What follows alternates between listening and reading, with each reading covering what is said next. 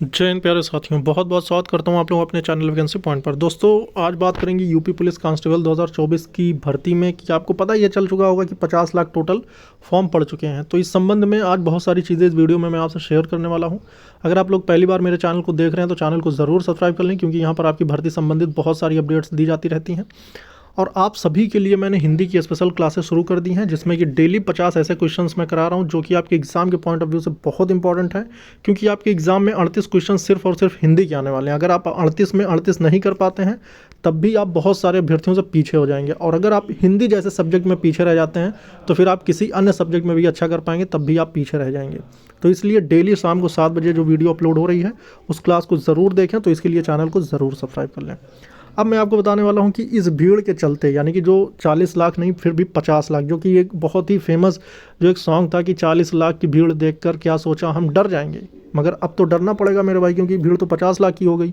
और इस बार एसएससी का भी रिकॉर्ड टूटता नज़र आ रहा है। अन्य स्टेट्स के अगर रिकॉर्डिंग बात करते हैं तो यूपी में अब तक के सबसे ज़्यादा फॉर्म अप्लाई किए गए हैं, जिसमें अलग अलग स्टेट्स के भी कैंडिडेट्स हैं, बहुत सारे हैं।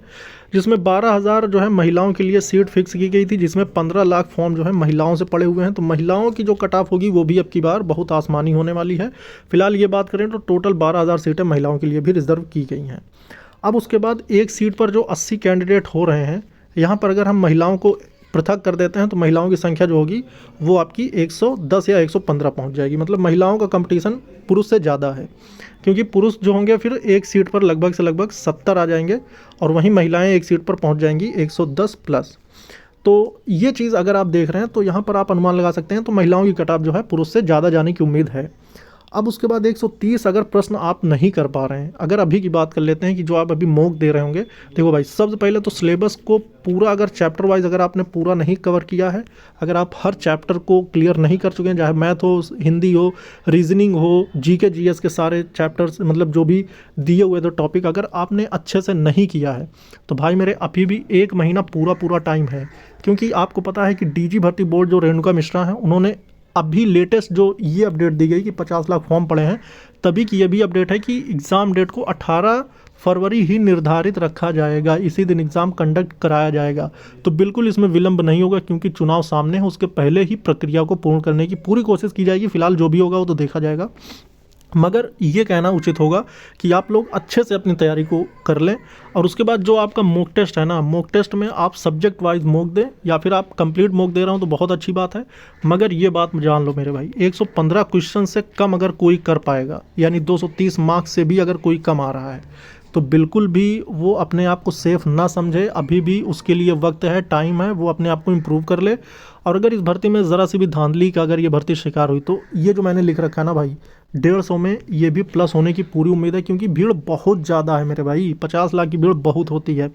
अब 3 साल की आयु सीमा में छूट भी मिल गई है। 3 साल की आयु सीमा में छूट मिलने का मतलब नए जो बच्चे होंगे इनका तो प्रैक्टिस बिल्कुल उनके सामने ज़ीरो हो चुका है।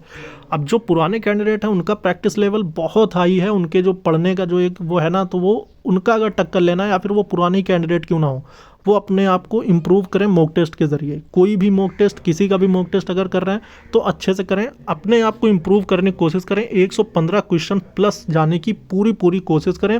अगर आप 115 प्लस यानी 120 125 क्वेश्चन कर पा रहे हैं तब अपने आप को आप सेफ माने। और अगर आपको फाइनल चयनित होना है ना, अगर अभी से आप चाहते हैं कि आप फाइनल चयनित हो पाएंगे कि नहीं हो पाएंगे, तब आपको 125 से लेकर 130 के बीच में रहना होगा। बहुत सारे लोग इस चीज़ को गलत मान रहे होंगे, लेकिन जब रिजल्ट आएगा तब मैं आपको बताऊंगा कि आखिर क्या था।